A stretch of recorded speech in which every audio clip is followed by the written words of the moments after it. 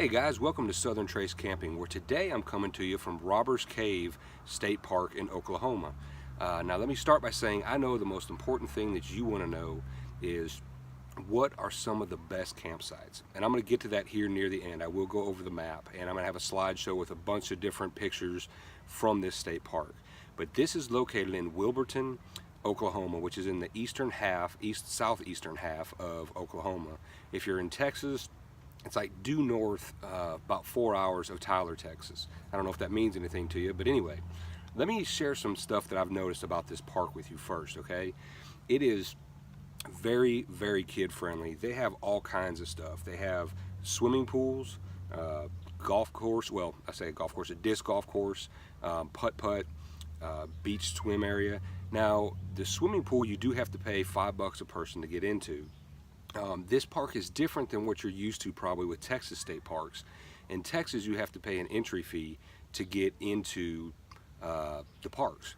This park, you don't have to pay an entry fee. I mean, you just drive right into it. The difference is they hit you with fees in other places. So in the end, it all works out the same. For example, you have to pay a $5 fee in order to dump your tanks. So there's a fee there. You have to pay to use the showers. You have all different kinds of fees that are hidden here and there. For example, it's only 50 cents to use their showers for 3 minutes. So in other words, to get a good shower, you're really going to be spending $1. Now, their bathrooms are clean in the campsite areas, but the day use areas down near the beach and that kind of stuff, they're pretty worn. They're pretty nasty. But that being said, we're here Memorial Day weekend and it is packed, but still they are beyond filthy right now. I would take a truck stop in Mexico over some of the stuff that I've seen at their day use restrooms.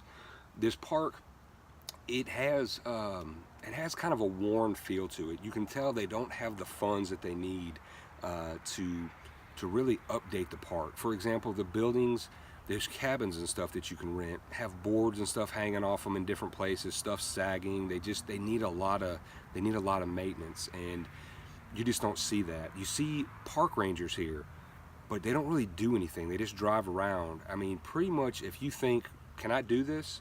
You probably can, because nobody's going to call you on it. That's one thing that's been kind of a disappointment. I mean, we've seen some stuff going on that you wouldn't see in a Texas state park, I'll put it that way. So that's good and bad in some aspects. But we saw a truck with, I guarantee you, 20 people in the bed riding around, and the ranger is right behind them. Kids with their legs hanging off the side of the truck while it's driving. Just stuff I'm not used to seeing in a state park. But they also have a hayride, but it's $5 a person to go on the hayride around the entire park. They show you a lot of stuff. I'm looking down here. If you see me looking down, I'm looking at some notes. You can rent kayaks, paddle boards, those big water tricycles, canoes, all that kind of stuff. All that's for rent. You can rent golf carts. You can bring your own golf cart. If you want to rent one from them, it's $40 a day. It's not too bad. I've been to places where it's $100 a day, so 40 is not bad at all. The cell service is 3G, so you can get stuff to load. It just takes it a while. So you can send text messages and make calls. Just data is very, very slow. Overall, I like this park, and if we weren't here on a holiday weekend, it probably wouldn't have quite as much trash laying around. It wouldn't have the number of people here. Now the cabins, they have a ton of cabins that you can rent. They even have one that looks like a old-timey wagon, like something off a Little House on the Prairie, that you can rent. It's $65 a night. They've got those yurts. I think they're like $60 a night that you can rent, and they have a bunch of cabins. Right now, I am outside of cabin 101. Nobody is here. And to me, it has the best view in the park. Cabins 101, 102. Let me touch this screen so you can see kind of what's way out here behind me. I mean, this is the view from cabin 101. That's a pretty nice view. I mean, I'm right outside its door. So anyway, now let's jump over and look at the map so I can show you what are the best sites to try to get when you book your reservations, which they're supposed to change their system over to direct site where you can book your exact site, but I don't know if that has started yet or not. But just in case, these are the sites that you want to try to get if you make your reservations far enough in advance. So let's jump over to that. Hey, just one more quick tip. There are a lot of ticks here, so check your kids over good. I mean, really good. It's amazing how many ticks are here. You'll be sitting at your campsite and there'll be 2 or 3 crawling up your feet. So I don't know if 7 dust or any of that kind of stuff will help, but it can't hurt. Bring lots of bug spray. And I forgot to mention earlier, they have 5 playgrounds. Just incredible playgrounds, which I'll put pictures of that in the slideshow. So now let's jump over to the maps. Okay guys, so here is 2 of the campgrounds that we have for Robbers Cave. One is Whispering Pines and the other one is Old Circle Camp. Now we stayed in Whispering Pines, and it is more of an open loop where you can kind of see everybody doing everything, to where the Old Circle Campground, everything is kind of backed up to the woods. You have woods on this side and this side, and a trail that leads to your restrooms right there in the middle. Now the sites that are in yellow, those are your modern campsites. Let me ease up here to this legend. By the way, there's the phone number for the office if you were to need it. It tells you what the modern numbers are. Modern means 30 amp, 50 amp, and sewer. The semi-modern is generally going to be your 30 amps. But this legend pretty much spells out everything that you would need to know. So if you need to pause it, you can go ahead and do so now to get information off of that. Like I said, all the ones that are in yellow are your 30, 50, and sewer hookups with your water, of course. I thought site 27 was a good site just because it had a lot of shade right in the middle of the day. A lot of these offered shade.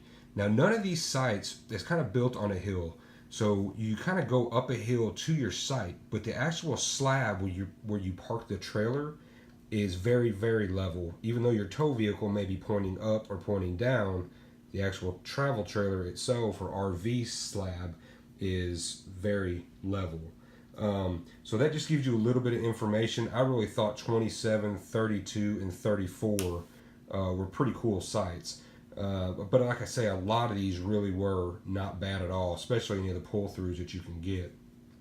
Obviously, you probably want to go for the ones first that have sewer. And you can reserve site-specific, or they're supposed to start that computer system here pretty quickly, to where you can reserve your exact sites way in advance.